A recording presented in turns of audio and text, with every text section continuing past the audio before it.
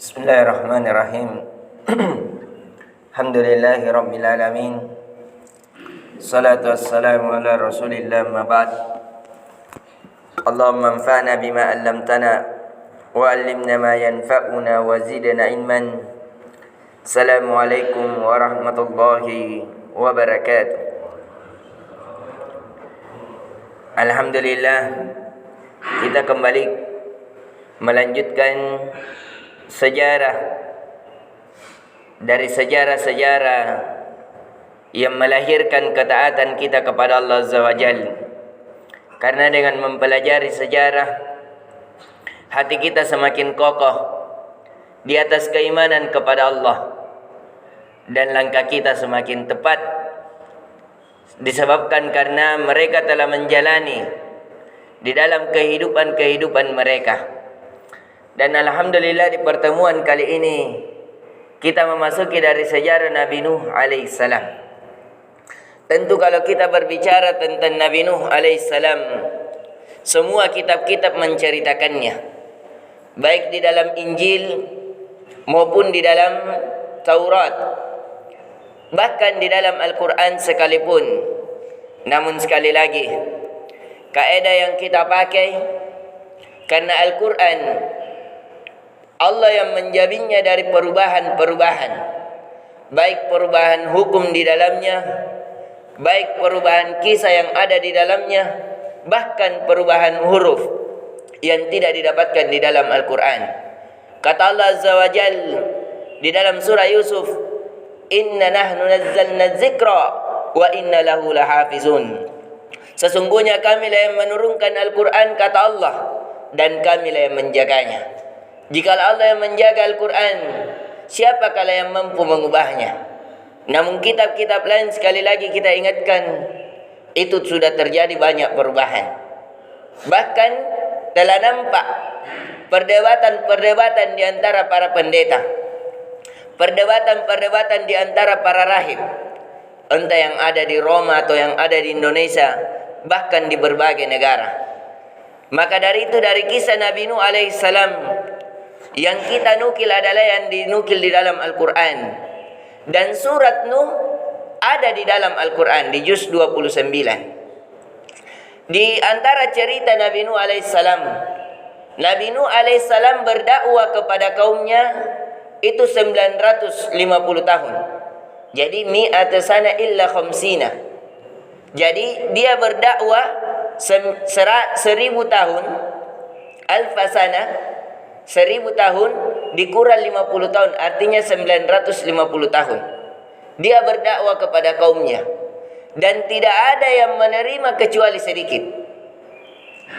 Jadi suatu saat nanti Nabi Nuh alaihissalam diperintahkan oleh Allah membuat perahu, yang dimana perahu tersebut dibuat di tempat yang paling tinggi di tempatnya. Kita tidak membicarakan tempatnya disebabkan terjadi perbedaan pendapat di kalangan ahli sejarah, dan itu tidak terlalu penting untuk keimanan yang kita ingin pupuk. Dia diperintahkan di tempat yang paling tinggi. Di setiap lewat kaumnya, Nabi Nuh alaihissalam diejek, ditertawai, bahkan dihina. Yaitu di antara hinaannya, secara akal memang dibenarkan. Mengapa kau membuat perahu? Bahasanya, bahasa yang kita pahami. Mengapa dibuat perahu di atas daratan yang tinggi? Bukankah perahu biasanya itu dibuat di dekat laut sehingga lebih mudah ditarik? Kalau perahu disimpan di tempat di gunung, bagaimana mau diturunkan nanti ke laut? Itu menyulitkan. Tapi Nabi Nuh karena perintah Allah, bahkan di antara istri dan anaknya, bukan cuma diejek oleh kaumnya, dari luar, bahkan dari dalam keluarganya. Maka dari itu anaknya nanti ditenggelamkan beserta istrinya, disebabkan ejekan-ejekan ini itu termasuk diprovokatori oleh istri Nabi Nuh dan sekelompok dari kalangan teman-teman dari anaknya. Di antara Nabi Nuh alaihissalam yang dakwakan adalah agar mereka beribadah kepada Allah semata. Karena sekali lagi dari Nabi Adam alaihissalam sampai Nabi Nuh alaihissalam tidak ada penyimpangan beribadah. Nanti terjadi penyimpangan ibadah ketika di zaman Nabi Nuh alaihissalam. Maka dari itu Nabi Nuh mengingatkan, wala tadharunna wadda wala suwa'a wala yabusa wa ya'uqa, di dalam surah An-Nuh. Bahwa Nabi Nuh alaihissalam mengajak agar mereka tidak beribadah, tidak cinta kepada nama-nama ini. Di antara di kalangan para ahli tafsir menyebutkan bahwa nama-nama ini adalah nama-nama orang soleh, yang dimana kaum Nabi Nuh, setiap orang soleh membuat patung dari gambaran orang soleh tersebut di satu generasi, sehingga di generasi setelahnya datanglah syaitan mewaswasi generasi setelahnya, bahwasanya bapak-bapak kalian terhadap patung-patung tersebut yang dibuat oleh bapak-bapak kalian, disitulah mereka menyembah untuk meminta rezeki kepada patung ini, untuk meminta hujan kepada patung ini, untuk meminta agar dijauhkan dari mudarat kepada patung ini, sehingga terjadilah peribadatan kepada patung. Jadi asal penyembahan kepada patung yang diikuti di kalangan banyak agama di hari ini, itu asalnya terjadi di zaman Nabi Nuh alaihissalam. Akhirnya Nabi Nuh lebih gencar mendakwai mereka laila wa nahara, siang dan malam, siang dan malam. Bahkan di ayat lain di dalam surah An-Nuh, sirra wa alaniyah, terang-terangan maupun secara sendiri-sendiri.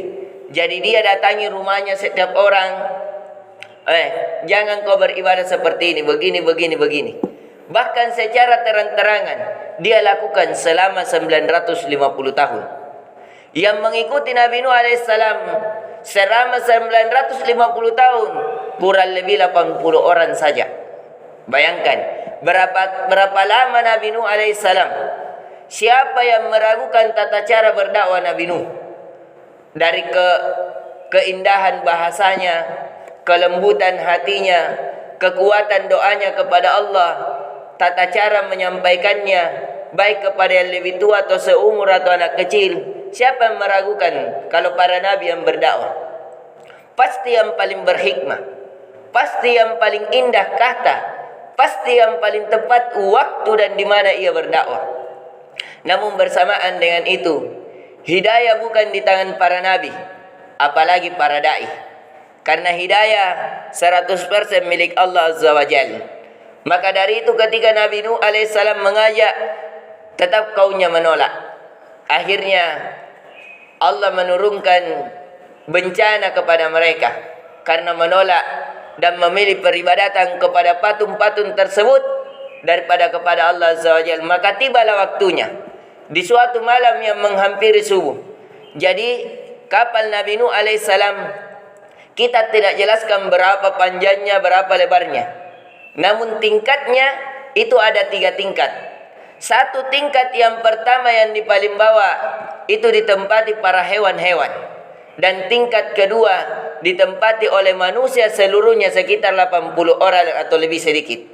Dan tingkat ketiga ditempati para burung, yaitu yang menjadi sandaran bagi mereka. Menjadi pertanyaan, apakah semua hewan-hewan itu masuk ke dalamnya tidak berkelahi antara singa dan ular? Semuanya dilembutkan oleh Allah Azza wa Jalla. Allah yang melembutkan sehingga tidak berantem antara satu hewan dengan hewan yang lain, satu burung dengan burung yang lain, dan itu mudah bagi Allah. Sebagaimana kisah Nabi Sulaiman akan kita jelaskan. Semua para burung itu berjejer apel di depan Nabi Sulaiman alaihissalam. Tidak ada yang berantem di depan Nabi Sulaiman. Semua jin di depan Nabi Sulaiman, nanti akan kita jelaskan. Tidak ada yang berantem, tidak ada yang pergi, disebabkan Nabi Sulaiman perintahkan semua berdiri tegak dan melapor. Itu insyaAllah akan kita jelaskan. Kemudian Allah datangkan banjir. Banjirnya menutupi semuanya, seluruh dunia. Tidak ada yang terkecuali, semuanya hilang, semuanya hancur, semuanya ditenggelamkan, kecuali yang ada di atas perahu tersebut. Dan disitulah Maka dari itu asal manusia dimulai dari Nabi Nuh alaihissalam.